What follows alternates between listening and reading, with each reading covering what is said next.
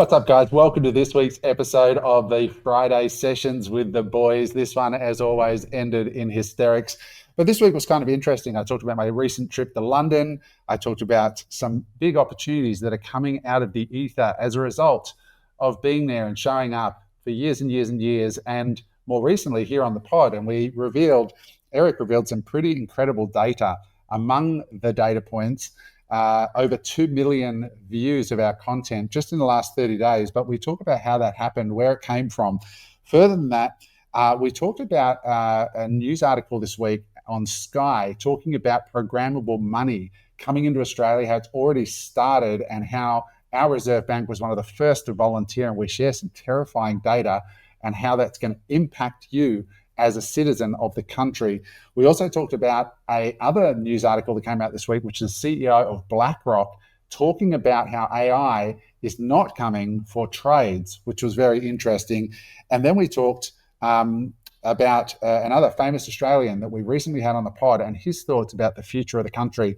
And we finished up just having a riff amongst ourselves because I asked the boys, you guys have got kids, what are you teaching your kids, or what are you going to be putting your kids into in the AI-powered future? Where are the opportunities? How do we need to think about that?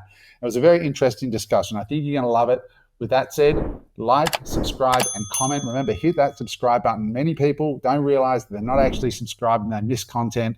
That's the number one thing you can do to help the channel if you enjoy these discussions. Thanks for watching. We'll see you on the flip side. Well, guys, I am back in Cyprus after spending the weekend in rainy London. I got to say, it was so good to be back in London. I went up there to see the Usyk fight, which was incredible. And man, it was so good. So good to be back in the big city. You guys have been to London, right? No. Yeah, London's awesome. London has changed so much over the last 10 years. I remember going there, I don't know, like whenever it was, early to mid noughties, and you couldn't get more than a burger and chips, right? And now the quality of restaurants, quality of shopping. I mean, London, UK's got its problems, don't get me wrong, but London CBD and the nice areas are pretty good. Yeah. You think about a lot of the top 3 restaurants in the world. A lot of them are in London. You got a lot of it's like the food over there. My brother used to work up there for some of the best. Ramsey, all those guys like that, and he had a field day over there. It's like any city, though, right? You've got your shitholes, you've got your areas you just don't go to, and there's places that are just fantastic. Same as Gold Coast, same as Sydney, same as Brisbane.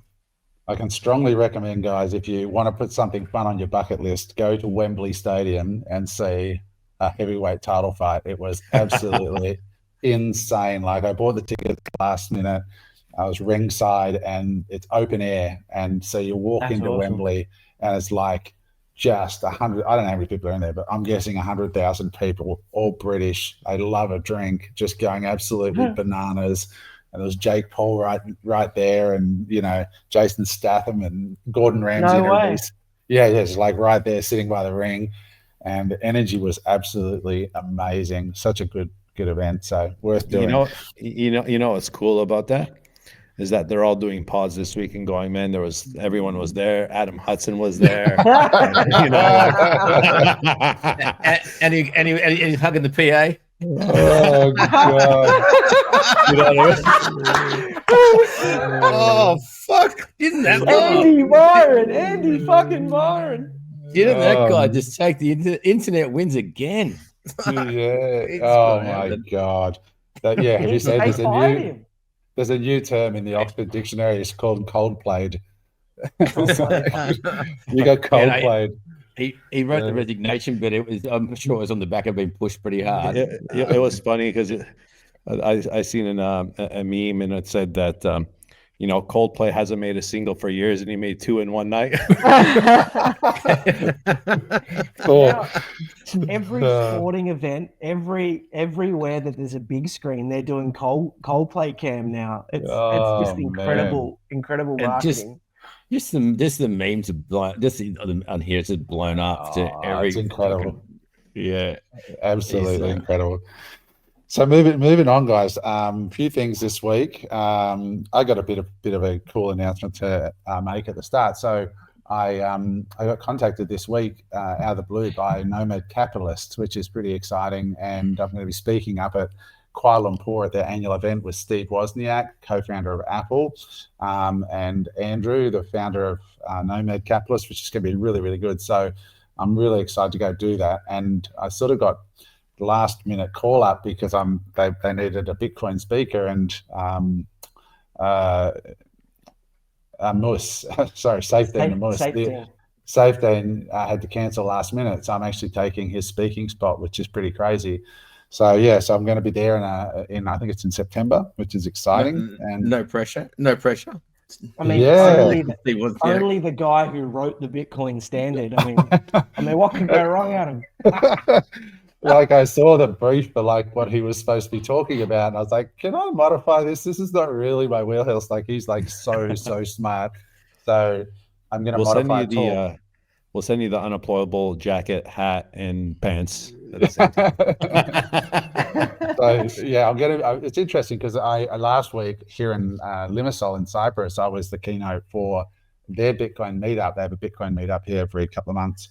And it was the first time I'd spoken here, and so it was a very different crowd. So I imagine I'm in a room in Limassol overlooking the ocean, and it's all Europeans, and so all my jokes are just completely falling flat. They're just sitting there like and there's like they think nothing of speaking up in the middle of your talk, going, yes, but what about this? And they speak to that Russian accent, right? Like, what's this joke fucking? What's this walk off ducks back?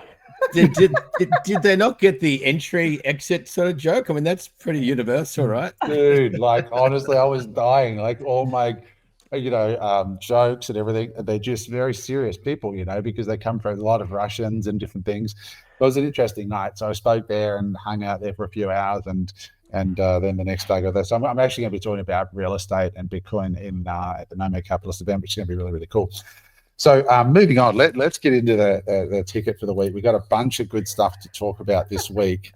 So one story actually that I thought we'd kick off with, we got a lot to go in, but I wanted to read this to you guys because I don't know if you saw the story on just while we're starting on Bitcoin. I don't want to stick on Bitcoin. There's a lot to cover, but this article in Sky News this week, the headline is "Money That Can Expire. The RBA is laying groundwork for a dystopian financial reality where money is given a brain and then the switch is handed to somebody else." I don't know if you've read this story on Sky.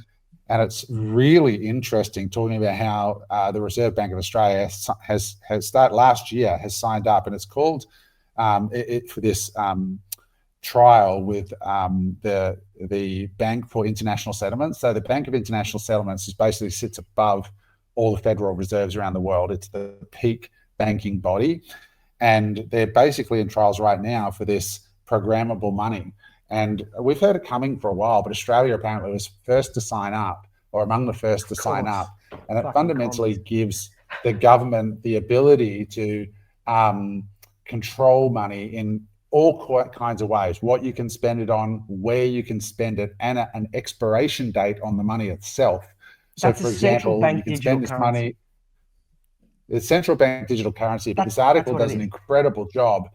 Yeah, that's what it is, central bank digital currency. But it literally, the money is good to be spent in Sydney, but not in Perth. It can be spent on this, but not on that. If you don't, and they're using things like using it for stimulus. So if you don't use it within 30 days and stimulate the economy, the money expires. Taxes happen in real time. So no more tax returns. They just take it immediately.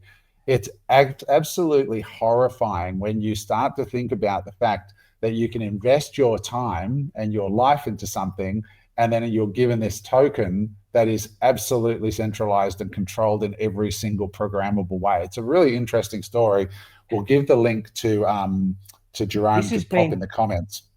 This has been the dystopian argument with cryptocurrency since day dot, right? Like this is.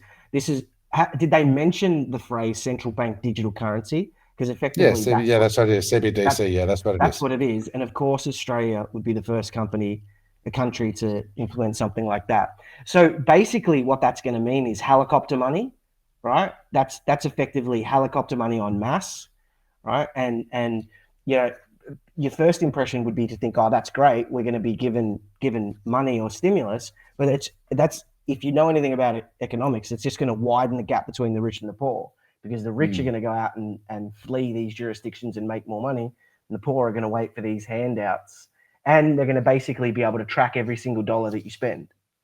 This is, and Mark, this is the part that I just wanted to read to people here. It says here, the RBA's digital currency trial began last year. Since then, it has collaborated with international financial bodies and tech firms to explore what may soon become the foundation of the new global monetary system, a system where money itself becomes a tool of policy enforcement. None of this has emerged in isolation. This is not an isolated project.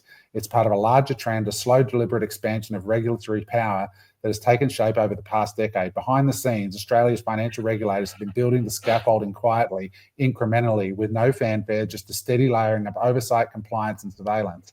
Anti-money laundering reforms, digital asset frameworks, know your customer mandates, real-time transaction monitoring, rules that in isolation sound reasonable, even necessary, but in aggregate, they form the machinery of a system capable of managing a national economy in real time, a system where intervention is no longer occasional, it's constant, silent, automatic, built into the fabric of the transaction itself. That's how systemic change happens in a country like Australia. Such a powerful article that I really think people need to listen to. So this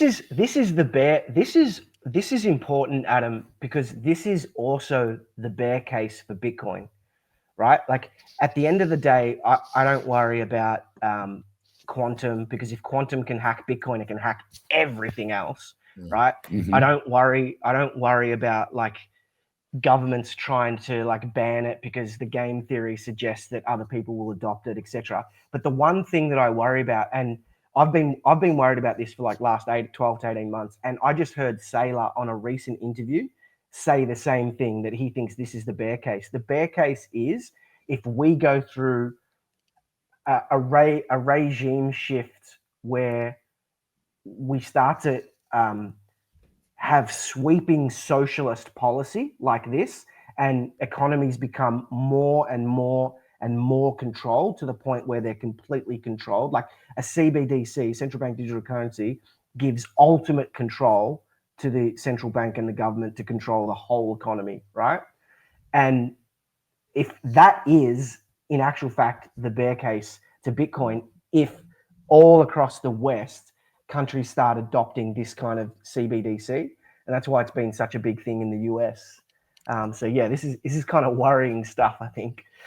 It'll be interesting to see how that flies and whether people march in the streets over this, because not in this country, because they won't understand it. Yeah. They'll march on the streets for a lot of other stuff, but they won't march on the street for that. No, but they won't march on the streets for this, because it's like in COVID when we forcefully locked you in your homes and gave you 9 p.m. curfews. It was okay because one hand they were doing that, and the other hand they were giving stimmy. And so this is going to be targeted stimmy, not, and so people can be like, oh, this is great. And so this, like this is just another. As Ross Cameron said yesterday, he said you won't even know it because they'll be spending $50 million a month on PR, making that it's a good thing, like the COVID advertising to all stay inside. So you'd be completely conditioned to it to start with. So talk about that, James. You guys had a pod this week with Ross Cameron. So for those of you who don't know who Ross is, he had some thoughts. So Ross has been one of the most well-known Australian commentators. Worked under Peter Costello. Yeah, in the Treasury under the Howard government. Yeah. And so Mark, you probably got a bit of a recollection, or a bit more articulate in describing how what his sort of take on. I think the question was from Eric.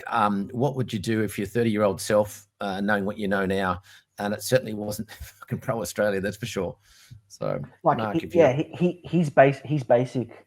The summation was basically to make sure that you have some money invested outside of Australia. Wow. Yeah. And money and and a second passport. And a second passport. And he's basically president of the Libertarian Party now.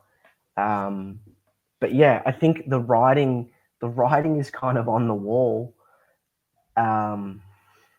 Isn't that fascinating that a guy that worked under Costello and Howard at that level of government You know, For like 8 for 8 years, like to go, first of all, to go into politics at that level, there's got to be some degree of love for the country, because you're certainly not doing it for the money, right? Like, so isn't that alarming that somebody say that? One sharp cat too. Like, it was very sharp. interesting to sit Knows there its for the history. for the first 30, 40 minutes. Whoever watches that pod, don't get lost and think it's just a history lesson, and all tied in at the end. It was like, whoa, this bloke is pretty sharp.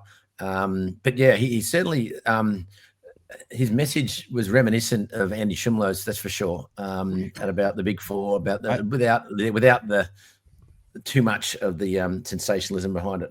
Yeah, and we asked him the question directly. We're like, you know, you've got the global debt cycle, you've got the divide between the rich and the poor, you've got everything that we've been talking about for the last 12 months that we face as a nation, like issues that we faced in the Western world, declining demographics, everything. And we basically asked him, you know, what percentage chance do you give Australia of turning it around? And he said a 5% chance. Whoa. Right? Like he's like, at best. It's at best, right? He's like we've been saying recently, it's basically written, right? We have to go through this cycle and see more pain before things will change. And he did say one thing. He said, and I think it was James who asked the question. I think James asked, what would it take for Australians to stand up and riot? Or Eric asked one of you guys riot. And he basically said, rolling blackouts. Yeah, he said that's power blackouts would be the thing. Yeah, no, it was quite an interesting interview. And we got talking about certain topics off camera as well after, even when you guys left. I was talking to him for a little bit, and he was asking about the pod and, you know, the type of people that watch and stuff like that. And I want to make sure that, you know, with Unemployable and where we're going with this pod, because we've had some commentary around like, oh, I feel, you know, like the pod is, you know, bashing Australia. We're not trying to bash Australia here, right? We're trying to educate Australians on some of these policies and some of these capital controls and just the things that are happening deeply, right, in this country. And I mentioned on the pod that, you know, I've been here 18 years now, and Australia has been very, very good to me. It's been very, very good to my family. It's been very good to you guys, right? But things are changing, right? There's a lot of things that are changing, and now there's, you know, articles coming out, and I want to read something, and I read it on that pod, but I want to read it here as well because this will hit home to a lot of people. And it was an article on news.com, and they're a family, an influencer family. And the podcast started by saying, the article started by saying, we're done, right? And basically this family is leaving Australia. And I'm going to read a part of this, so that way I read it and it really hit home. So it said, Australia will always be home, but it's no longer where we're meant to grow and raise our children.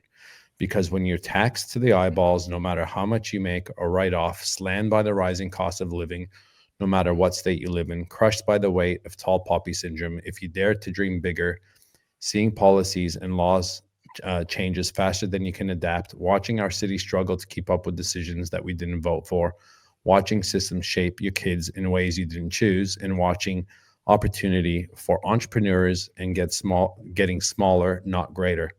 You realize you can either stay silent and conform or do what's best and make a move. And we chose to make a move. I don't remember seeing these articles before. I don't know if you guys remember seeing these types of articles in news.com and Sky and, you know, Gold Coast Bulletin and Sydney Herald and things like that. But this is becoming a thing, right? And what happens is even when mainstream media sees these types of things and reads these articles, people kind of like have an awakening and go, holy shit, you know, like they start talking about it. And then they start, you know, talking about it with their partner. They start making plans. Next thing you know, 6, 12, 18 months, they leave. And to me, this isn't about bashing Australia. This is the reality of what's happening in our country right now. And the Western world. Yeah. It's sad. It's sad. Man, it is so sad, right? Because like, I don't want to leave. as much as Dubai and this and that, and we're going to be going there in the next few months to check things out. But like, there's something inside of me that is just like, it's such a good country. There's so many good things going for it. But I said something off camera, and he's like, you should have said it on camera. And this will probably piss a lot of people off. But for people that want to do better in life, right? For the entrepreneurs, for the people that want more, Australia is becoming a country that's making it very, very, very difficult for us unemployables.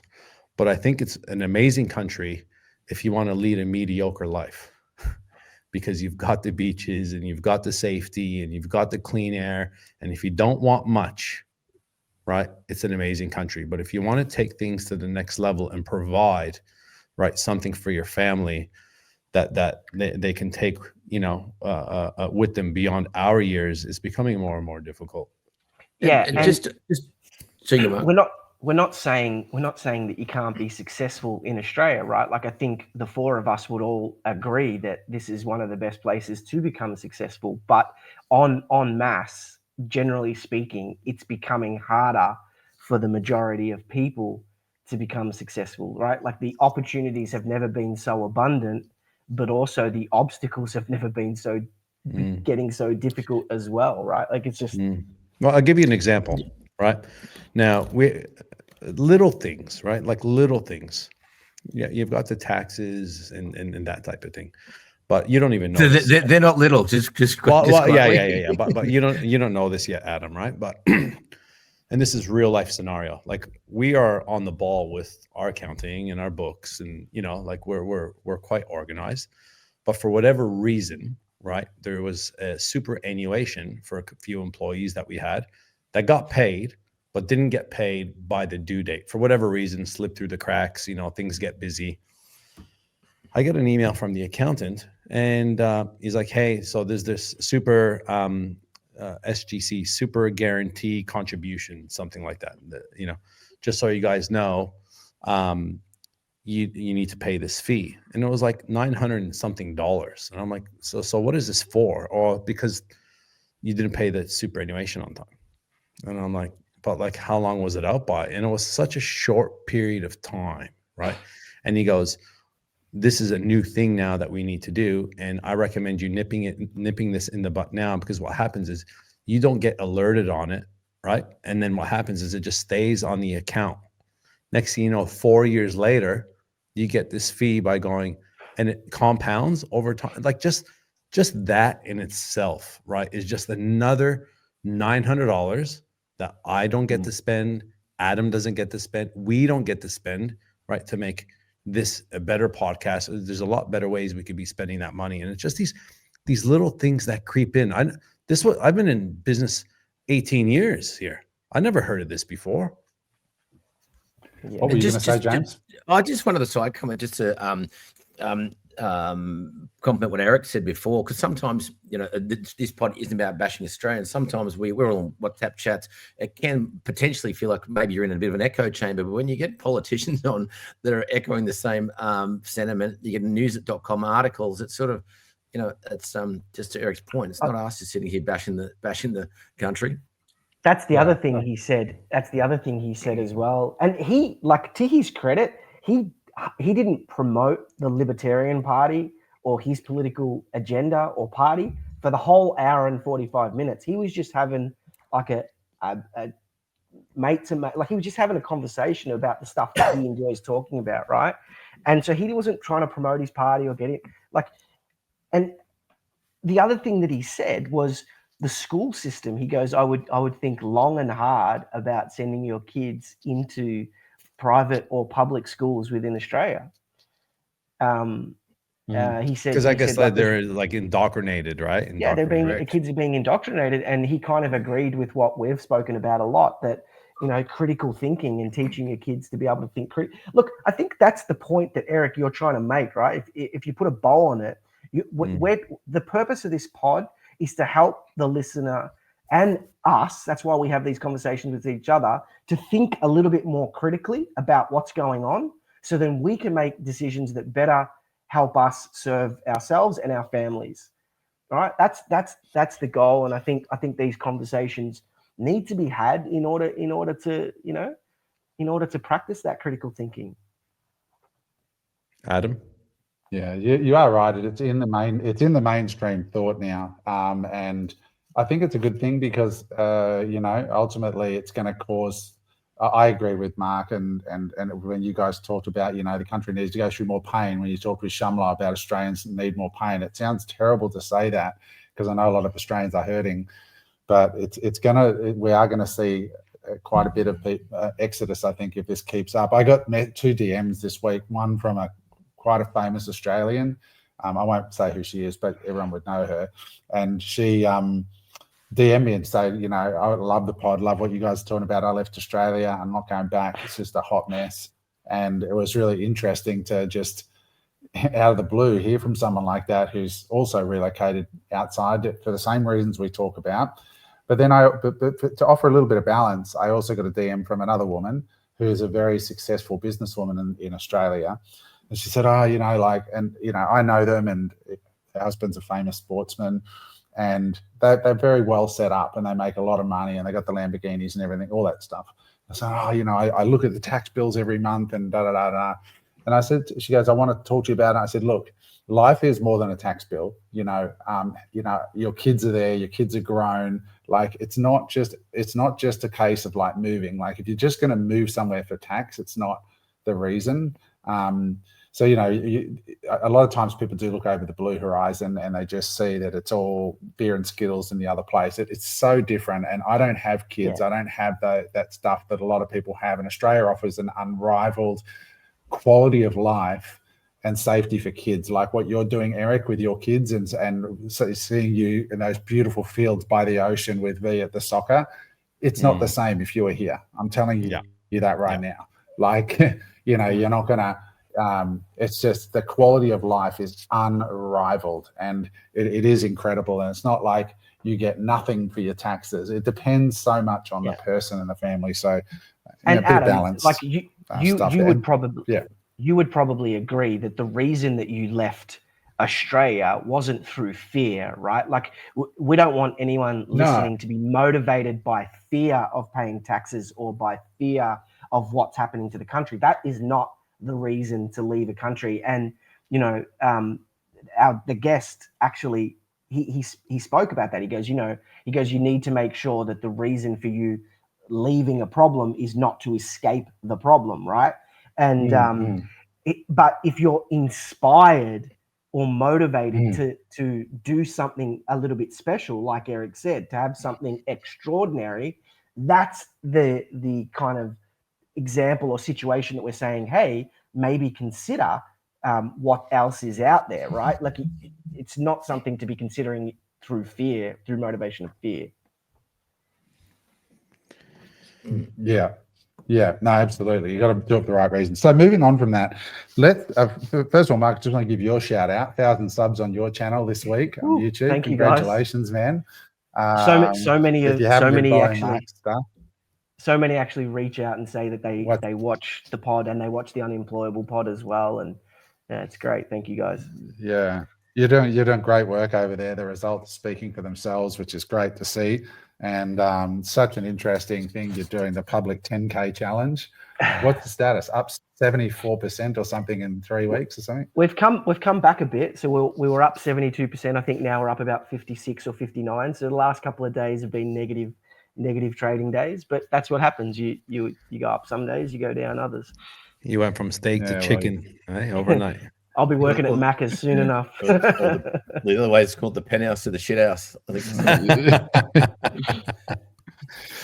So there was an interesting story, Eric, out this week that you wanted to talk about, which I think is an interesting one, which was the CEO of BlackRock came out and gave his thoughts on AI. So maybe you could just give us the high level of like what that article was. It caught traction online. I've got some thoughts about it, but I'd love to hear your thoughts. So give the audience the lowdown on this. I'll bring it. I'll bring it back up now. So basically, I seen this on Instagram, and it was the CEO of BlackRock that came out and was talking about, AI is coming for, the coders, not the electricians and welders, as an example, right? Not the trades. And in the US right now, from what he was saying, they need over 500,000 electricians over the next few years, right? So there's a massive wealth shift coming. And I've been saying this for a while, and I got smashed with an article. I don't know if you guys, well, obviously you guys would remember, but for anyone that didn't see that article or that podcast, I basically said that, the trades, plumbers and electricians are the new doctors and lawyers, and news.com got on the article and the rest of it. And this article that just came out is the perfect example of what I was trying to say earlier. So in the next 3 years, just in the US, based on what Mike Rowe was saying, is that they need 550,000 plumbers, 410,000 welders, and 100,000 HVAC techs, just out of those, three industries as an example. So, and I'll tell you right now, Australia won't be like, other than probably percentages, obviously, because we don't have as many people, wouldn't probably be far off, right, in regards to we need more tradesmen. So what he was saying is a lot of people straight away are like, well, I don't want to be a plumber, or I don't want to be an electrician, or I don't want to be a welder. But for the people out there that are thinking for side hustles or starting businesses or how to collab or how to create strategic alliances, is what kind of superpowers that you have to actually go out and partner with these types of businesses. I've got friends that are in these types of businesses. They've got maintenance plumbing business, they got maintenance electrical businesses, and majority of them, right, are not tech savvy. Majority of them came from being a plumber on the tools, then all of a sudden buy another truck and get another, tradesman on board. And next thing you know, there's 3, and next thing you know, there's 4. And usually, they're just running off one app and doing the same thing that they've been doing for the last 10, 15, 20 years. And they make good money doing it. But if you're one of those people that has that skill, that has a marketing skill, that can implement AI, that can implement marketing, right? Ads, sales funnels, flows, you can help a lot of these types of businesses. And in the same article, it's saying now that 70% of home services are now purchased or booked online, which is massive, right? Like not long ago, I remember, the yellow book being this big, like the yellow pages, pages, right? The yellow pages, like the yellow pages is gone now. It's online. So do you, Eric, do you believe that narrative? Like I watched him talk, and he said, the AI is not coming for plumbers, not coming for HVAC dudes. It's not coming for HVAC for Aussies, means air conditioning, right? Yeah. It's not coming for these guys. Well, I disagree. I mean, robots are already doing brain surgery. So if robots can do brain surgery, surely they can unblock a drain, right? Yeah. Like, is it really true? Like it makes for a good meme, but yeah. I think it's definitely coming. I don't think any job is safe, right? But one thing that we have, right, is in what time frame, right? Oh. So, for someone to go, hey, you have a marketing business and you're going to be able to run ads now without the person, and you can have AI. Hey, you can have AI now cut clips, not a physical person. That stuff's like now. It's happening, 10 right? Years? But in 10 years, that's what I'm saying, right? But now, is a plumber going to be replaced in the next 12 to 18 to 24 months? In my opinion, no, right? But then at the same time, we're oblivious here in Australia because we live, again, within the 5 to 10 kilometer radius of what we see and where we live. And then I got, friends, that we're all friends with, Chris, as an example, that just moved to Texas, and he's just cruising around in the driverless taxis there. And I'm just like, what? Like, it looks fake, but that's how people are living there in their 5 and 10 kilometer radiuses. So it actually is happening quicker than what we all think. And I think Australia is always going to be slower on the adoption just because of how far we are and the lack of population we have. Yeah, I was with the builder on Saturday, and he's a pretty savvy type of guy, and we're talking about exactly this: AI disrupting manual labor roles effectively, and it's like potentially what we're talking about here is a plumber for existing buildings going to be a bit more difficult. Old shacks that you have to dig around with the crowbar and dig out to fix a broken pipe. That's probably a regular maintenance sort of role. But for new fabrication, he showed me a video, and I've seen it once before, about all your walls, all your battening, all your gyprocking, all coming done off prefabbed. I mean, automatically, not one person on the factory floor at all, and you've got all your walls for like in a kit, packed, ready to go for your desired house. when you look at it and go, okay, well, I mean, the thing that made it, then there's a remote, a driverless forklift that'll pick it up and pack it into a driverless truck that'll drop it off at site. It'll get assembled by a non-human operated AI-driven robotics. I mean, they're already pouring concrete houses in a day. If you watch that, so look, from a new build perspective, I think it's going to get disrupted pretty quick. When I say quick, you again look at that timeline. Is it 12 months? Probably not. Is it 5 years? Definitely. But again, not in that secondary service stuff. What I'm thinking about is Frankie, right? Like I think about Mark's daughter. What is she going to study? Like, what job is she going to do? Engineering. Like, I want her to get involved in engineering. I think engineers and artists will control the future. So what do you mean by engineers and artists? There's lots of different types of engineers. So give us an example in your brain, what you're thinking. What is it going to look like? The most sought after staff or resources or team members at the moment, if you look at like Google and Apple and Tesla and SpaceX, are engineers, right? Whether it be computer engineers, whether it be mechanical engineers, like if AI and robots are going to control the future, then these AI and robots are going to need software engineers. They're going to need mechanical engineers. You want to be the engineer to the thing that's going to run the world. Or is it a case that the AI will be its own engineer to run the world? I mean, is there a misstep there completely where humans are taken out of that frame? But that's then a deeper discussion, right? And it's like, once we don't have to do anything anymore, what do we do? Like, what do we do for meaning once we no longer have to do anything? But I spoke to the boys about this yesterday, but I'd love to kind of send Frankie to Elon Musk's school in Austin at Astra, where they basically teach them how to think critically. They teach them how to think in first principles and second principles. So, an example of first principles is, if a rocket costs $300 million to put together, what is the price of the rocket at its core components? So at its core materials, what is the cost at market rate of those core materials? And that might be 50 million. And then the answer is, well, how do we make that rocket for cheaper based on those first principles? So something that thinks along those lines, I think, it doesn't matter what we do, right? Like there's if humans are to continue to exist, whether it's here on Earth or on other planets, we're going to try and expand, and we're going to try and mark our territory. There's going to be communities that we need to develop and build. Now, they might not be here on Earth. They might be in Mars or some other planet, but we're going to want to continue to build community if we want to continue to survive. It's that time of year again at Unemployable, where we're opening up our Unemployable business coaching program. It's over a 12-month period, and with that, you get private one-on-one coaching, group coaching, as well as private and live events throughout the year. You could get private coaching with me, and not only me, but our panel of experts that we have put together. These panel of experts have been in our network and are the exact people that we use in our business successes.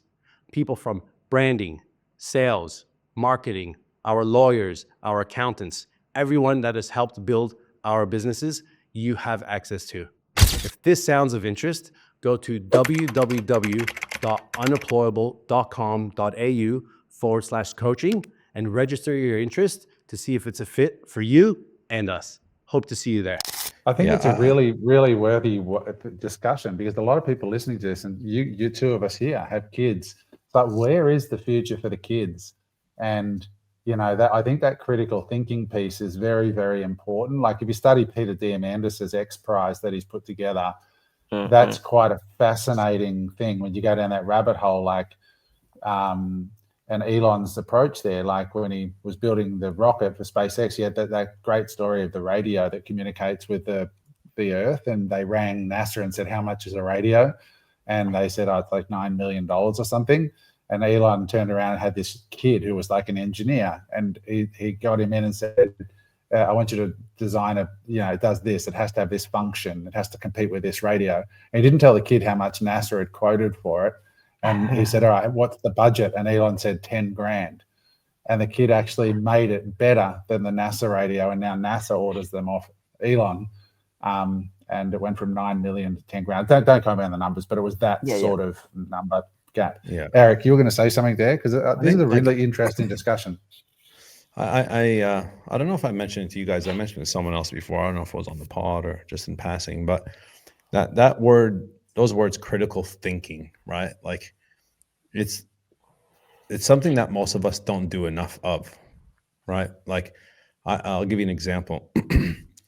I was talking to my business partner in another business, and he's probably one of the most intelligent, smartest guys that I get to deal with on a day-to-day basis. Not to say that you guys aren't smart, but he's just intellectually, he's just on another level. And this is like literally 9 o'clock at night, and I messaged him about something, and he sends me a photo back of him in bed doing Sudoku. That is it, Sudoku? I think it is that number. That's a number game. You can see how smart I am. I've never heard of it. No, so it's this high level kind of numbers. You know, it's a book, and anyways, high level. And he goes, "Oh, I'm doing like very high level Sudoku right now," and I'm like, he's like, "It's good. It's very, very good for critical thinking, right? With some of the decisions that need to be made." And I'm just thinking to myself, I'm like, that's what sets some people apart. You know what I mean? Like there's a reason why the guy is very successful and highly, highly intelligent. Meanwhile, most of us are going, okay, I'll read a book and, put on Netflix as an example, or listen to a podcast, which is great. But majority of people will listen to a podcast, right, while they're cooking, while they're driving, and go, oh my God, that was such amazing information. They'll never go back to it. They'll never document it. They won't take notes down. They won't then put it into chat GPT and then ask it, how can this affect my life? How can I implement this? Like that's critical thinking. Like in my eyes, it's really thinking about those problems and how it can better your life. And then even me at times, I'm doing nowhere near the level of what I need to be doing from a critical thinking perspective, because I think a lot of us are in these fight or flight moments of just chasing the next business or chasing the next deal or putting out the next fire, and then 5 years goes by. Meanwhile, you got someone like that that's working on that critical thinking and actually going, okay, what problems do I actually need to solve? Because the reality is this: the bigger the problem you solve, the bigger the payout. I was at a networking event on last week, and I got to meet the founder of you guys probably all have the app on your phone in Australia. There's 12 million of you guys that actually have it, and it's called Hot Doc. So it's basically the app that you book for all your doctor's appointments. Well, the founder of it was there, right? And I did some research on it. It's about a $200 million valuation at the moment, and growing. And I was just talking to this guy, and you could just tell that he was just a problem solver, right? Like he's a tech guy, but you could tell he was just that problem solver. And we then, like people like me, I'm not so much a problem solver. I'm more of a connector to find the problem solver and then put people together and then create something out of it. And I think what you got to do is realize who you are, right, in that space. Because will I ever be the guy that'll sit there realistically at night and do high level Sudoku? Probably fucking not, right? And that's okay too. But in my opinion, is you got to find out what your superpower is and embrace that.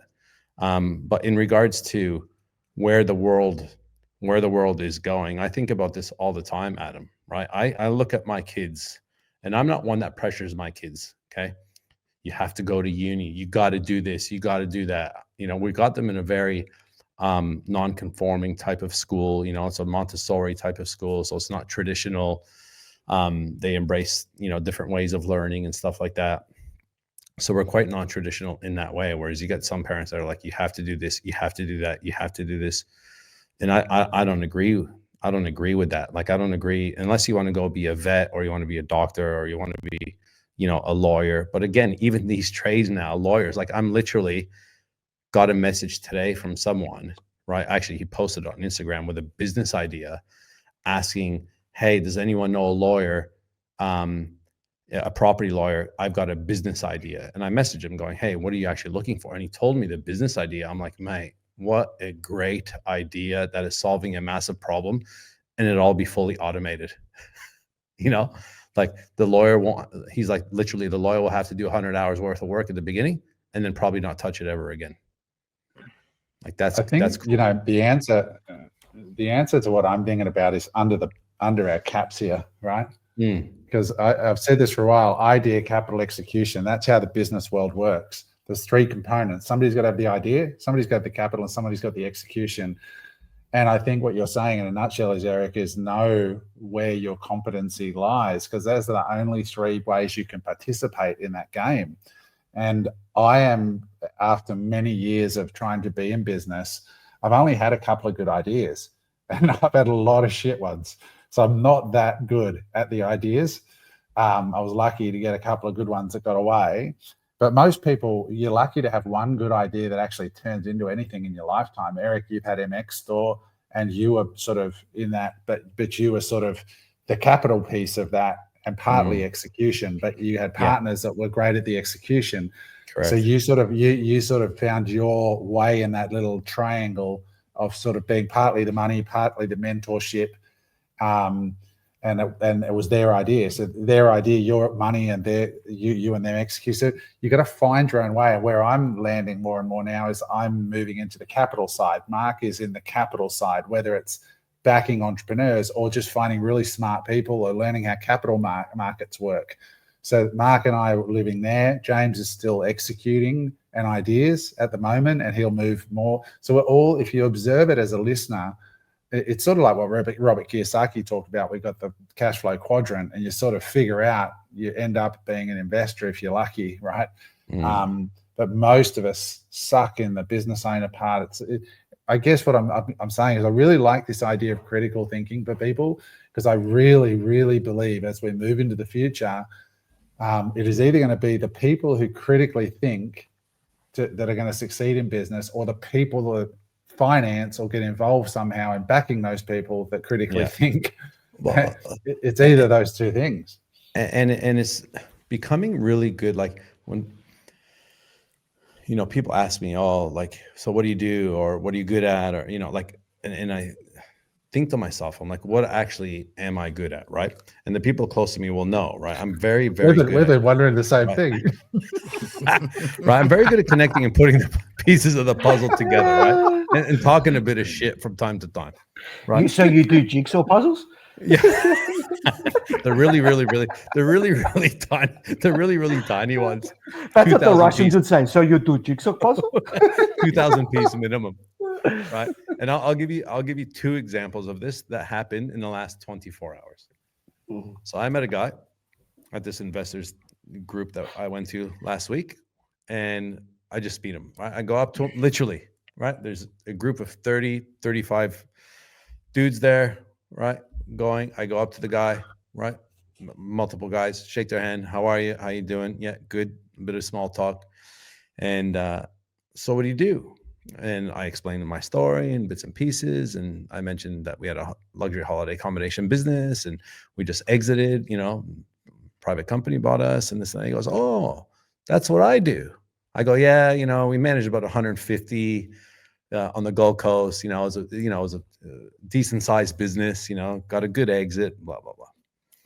I'm like, what do you have a accommodation business? He goes, yeah. He goes, I'm the founder of Home Time. And I'm like, here we go. Like, for those of you guys don't know what Home Time is, just do a quick Google. Well, they managed 2,500. So you were having a flex at 150. But again, the water got very cold all of a sudden. Right? Yeah, the water got very cold. Right? But what happened was we connected, right? And he's like, and then I started explaining what we do, and then Unemployable. He's like, I've heard about you guys. I'm like, oh, cool. And he's like, well, I stepped down as CEO of that business. I've got a fair bit of time, and I've created a new business. And that new business, there's a very, very strong strategic alliance with what his new business is doing and what we do at Unemployable, right? And after planting a couple seeds, right, today, 9:14 a.m. Hey, Eric, his name, right, here, super cool to meet you on Thursday. May great evening with some awesome people. Very keen to catch up again soon. Let me know what works. Anyways, we're catching like back and forth. You text, we're catching up next week. And I haven't even told you about this yet, Adam, but there's a great opportunity with what he's doing and what we're doing at Unemployable as an example, right? So again, piecing idea, capital, execution, right? I'm always thinking, okay, how can we connect, or who can I connect someone else with that can add value? Natalie, who was on the Freedom Summit, right? I connected with Natalie, just DMing her, going, hey, great presentation, amazing, would love to catch up. We were on a call yesterday.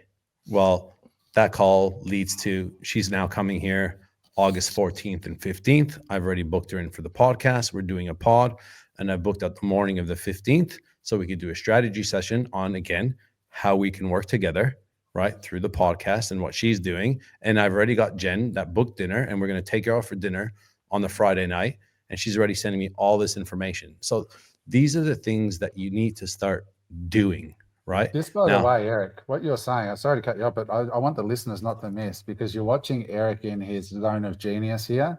So this is Eric's zone of genius, which is connecting people, but he's now taken it one level higher by connecting people at scale now through a podcast. And that, especially with the changes in the YouTube rules last week, where they banned AI content from monetization, means that this kind of discussion is only going to be really had at scale by humans going forward. Well, there's going to be AI content, but there's going to be a clear delineation.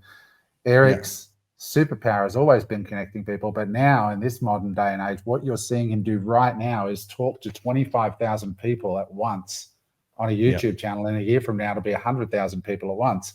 And that makes you an opportunity magnet. And look at the things that are coming out of it. Eric, you're sticky. You're the glue. You're the glue that connects the idea, the execution, and the capital together. And sometimes that's the most important part, right? Correct. But you know what we're doing, right? Like she's flying from New Zealand to come here. So it's not like she just lives an hour down the road. She's going to book a flight.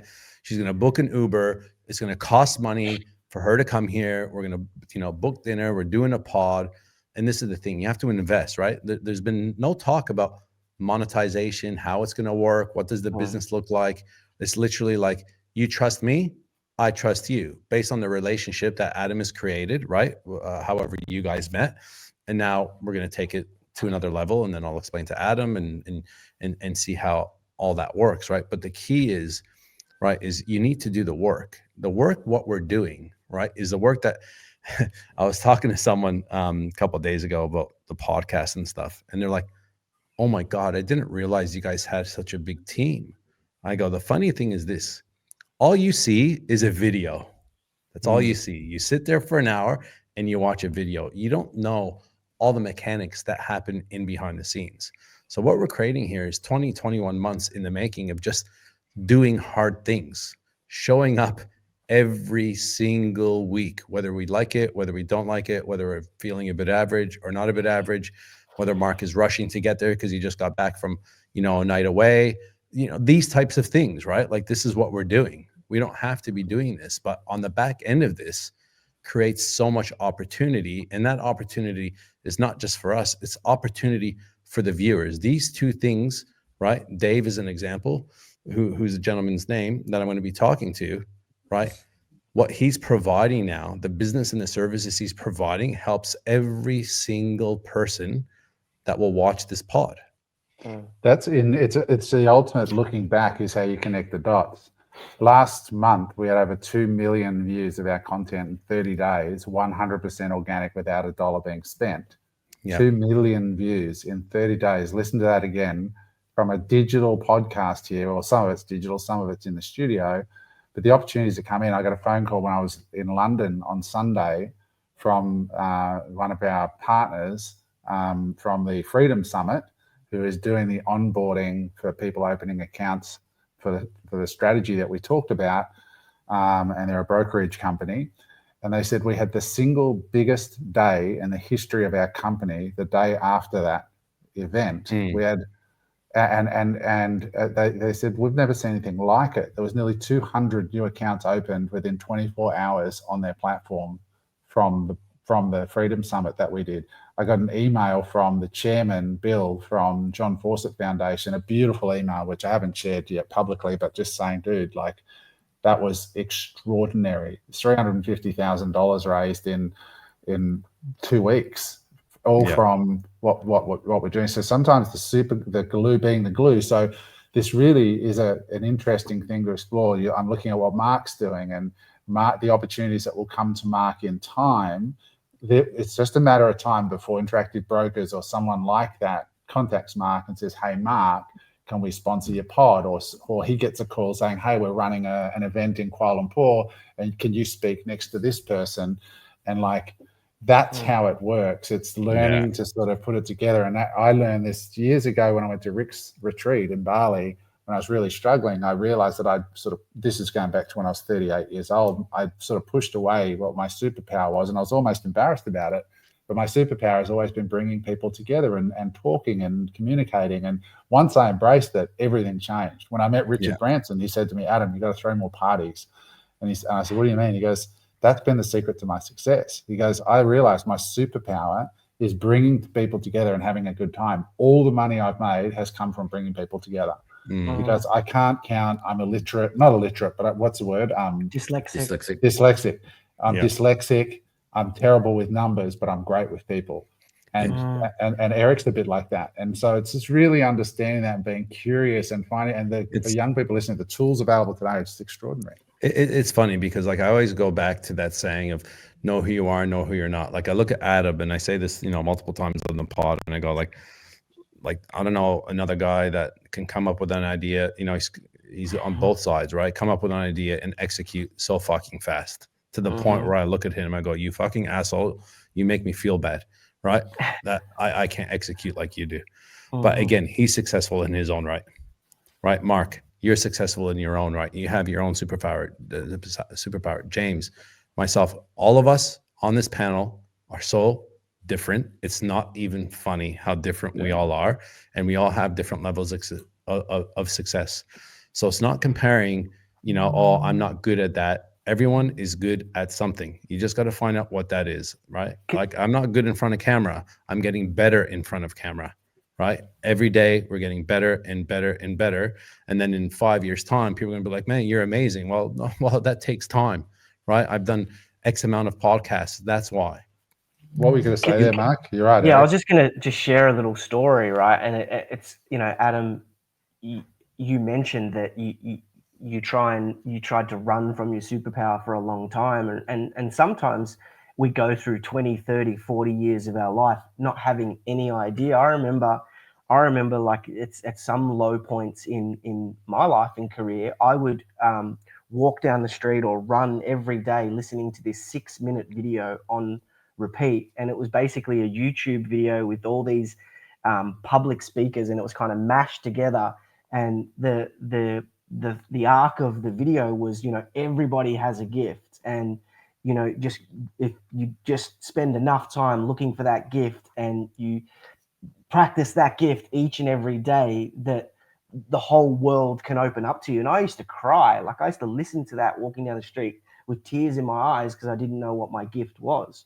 Right. And so it's not just running away from your gift. Sometimes we go years and years and years without finding it, whether that be through conditioning or bad childhood or whatever else happened. But I think it is true that every single person on this earth has a gift, and that gift might not be a financial gift. It might not be a gift that yields you financial results. It might yield you fulfillment and joy in so many other ways. But, if we just listen hard and long enough and try and tap into that gift, I think there's no greater wealth or no greater fulfillment. So yeah, I'll post that in the comments. I'll post that little clip if anyone's out there kind of wanting a bit of, I'm going to post, thanks for sharing that, Mark. I'm going to post, I'm going to explain something. So we've had, last 28 days, 44,300 hours of watch time. That is over 1,500 hours a day. So just on YouTube. Just on YouTube. I'm not even looking Spotify. I'm not looking at Apple, Instagram. So today we've already had over 1,000 hours of people, right, watching us today. And that just keeps growing. That's over 2.6 million minutes in 28 days. Like, and we are tiny. That's the thing. We are tiny, right? When you look at bigger podcasts that have 1 million followers and subscribers in this thing. But when I look back, right, and I look back in our channel and I look at our first podcast that we did with 2,000 views, we've had 2,100 views in a year. It's been up for 1 year, and we've had 2,100 views. We probably bought most of those, Eric.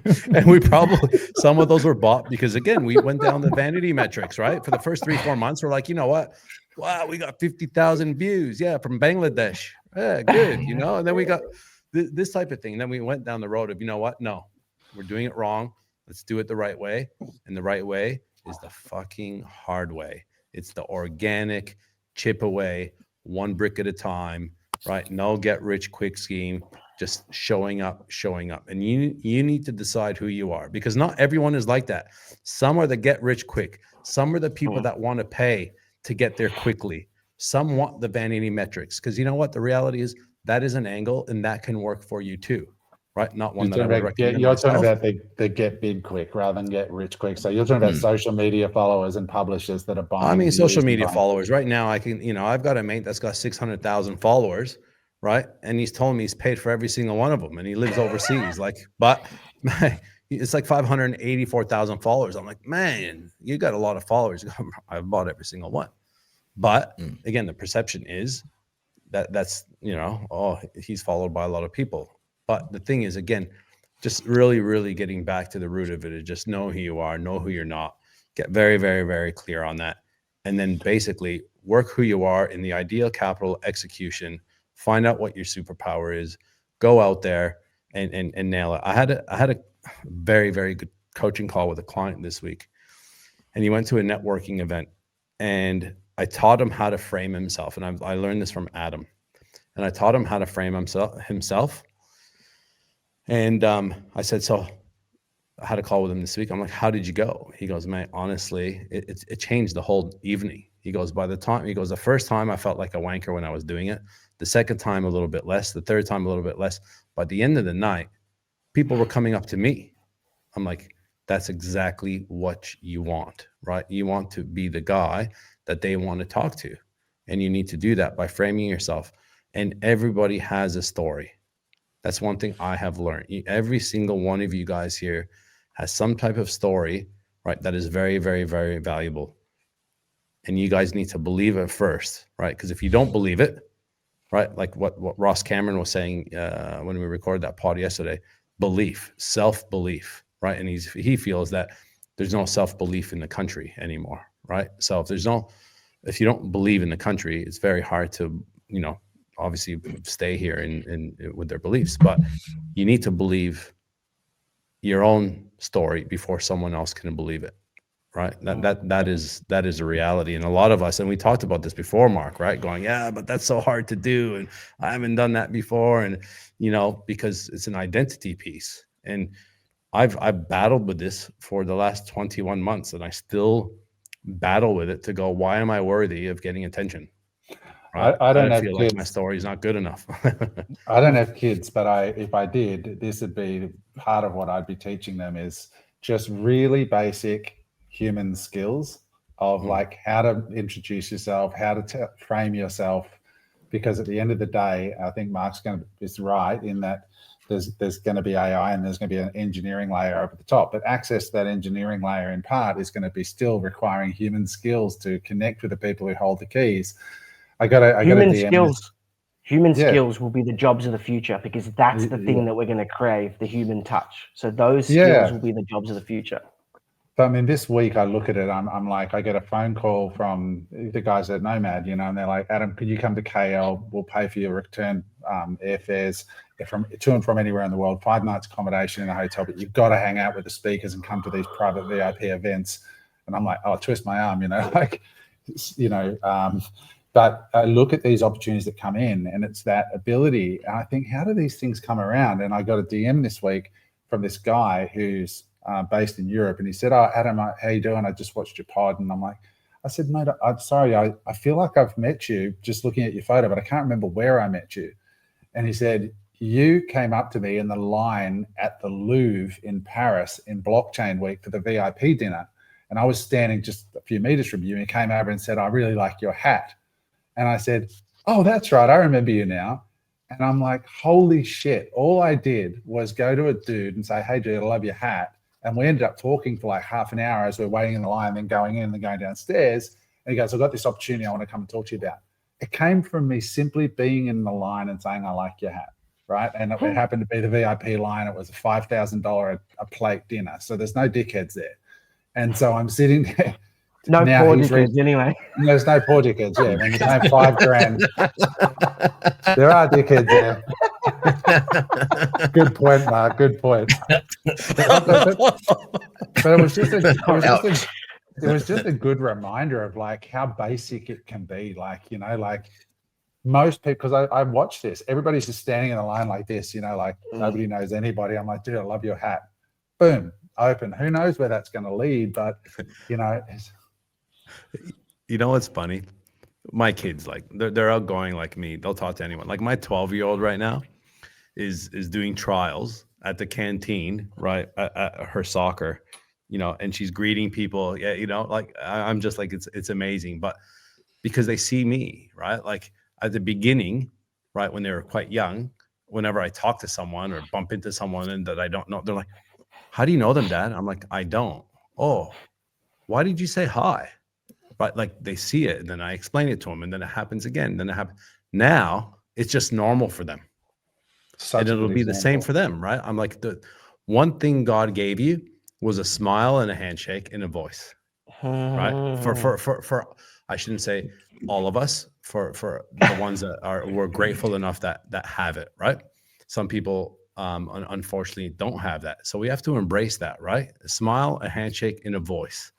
The reality is most of us are scared shitless to use it. Did you say your dad taught you that? Did you say your dad told you that? Or my dad? No. Oh, just sorry. I just been always that it's so outgoing person. True. Like it's right. But learning that the amount of people I have met, you know, and keep on meeting, like James, like giving it, like James, just like when he's like, "Hey, do you know?" "Yeah, I know that person." He's like, "You don't fucking everybody." I'll give you an example. Last week, we went for a business meeting at the Mondrian Hotel, and the developers there who actually built the fucking thing, right? Two towers.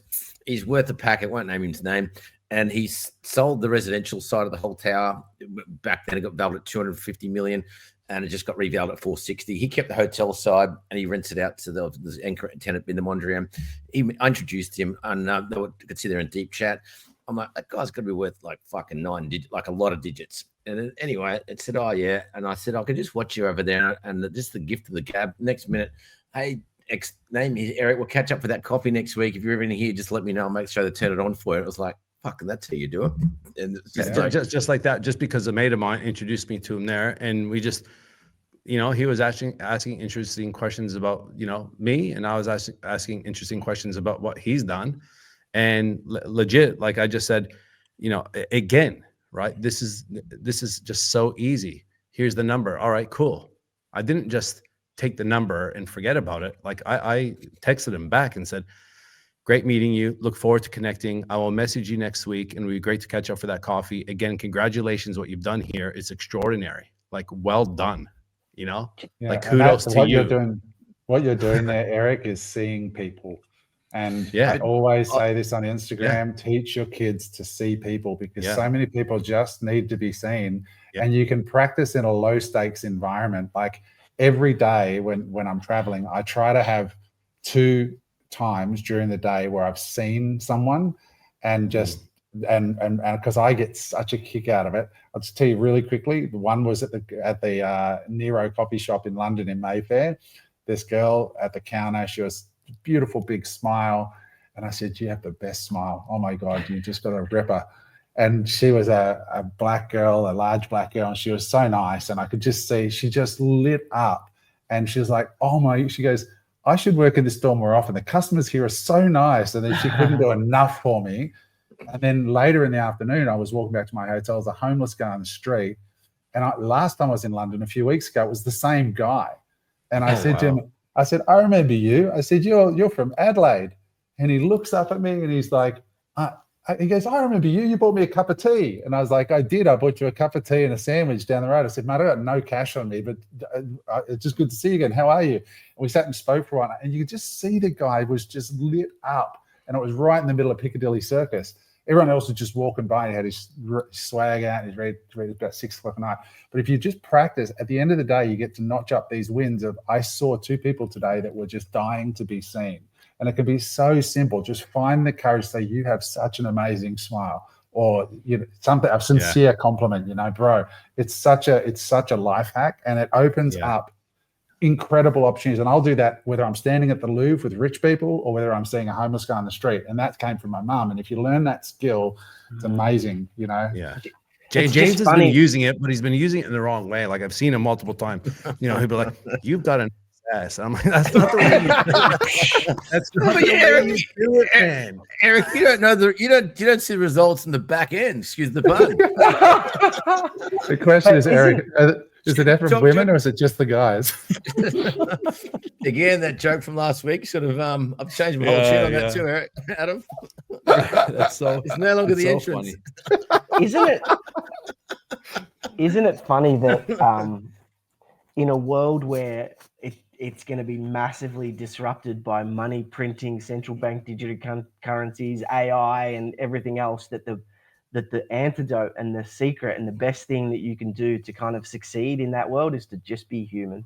Man, it's exactly what we're doing this weekend, Mark, right? Like, I didn't know Mark. I knew of Mark prior to Unemployable. I seen Mark around at a few of the events and bits and pieces, right? Obviously, we've been building a relationship, and we went out for a couple dinners, and so this weekend, right? I said to Jen a couple of weeks ago, I said, I want to start hanging out with Mark and Dom more. Can you? But I'm busy, right? Mark and I are going to be hopeless at organizing. You and Dom, right? Can you get something organized, right? And so this weekend, literally, me and my family are going to Mark and Dom's house. We're staying with them at their house, and we're going to be cooking up pizzas and hanging out. The girl's going to be hanging out, and the real reason why I'm going is because I want to try and give Mark some money so he can trade for it. That's the real reason. But I'm trying to pretend to build a relationship. But no. But honestly, like this is what we're doing. Take some organic hand cream, mate. You can probably have that from 10 to 20 grand in the pot. Right. But instead of just saying, hey, we should catch up. Yeah, we should. And then a year goes by. Correct. Right.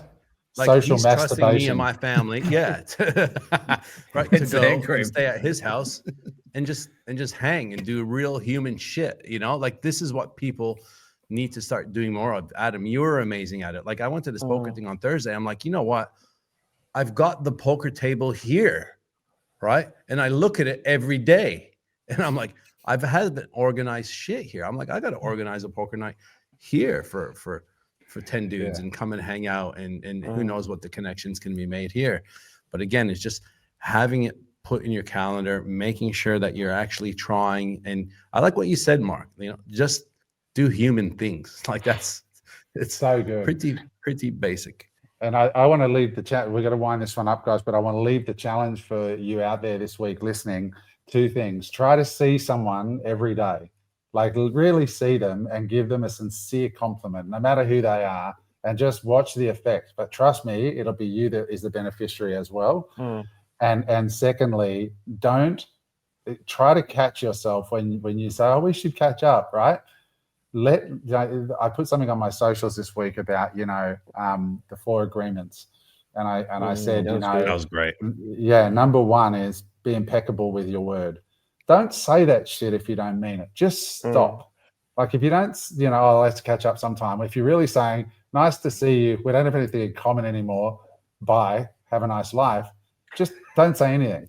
But don't don't send the message to your subconscious that you just spew horse shit all day. And if you do say, let's catch up sometime, like really do that, right? Like be impeccable with your word. Because it changes. It's so simple, but it changes your life. And I mean, so many ways. You look at the event last week, it was just that result of 600 people turning up and 350,000, all that is being impeccable with your word for years and years and years, and showing up and giving and being there for people. And then it all comes back at once.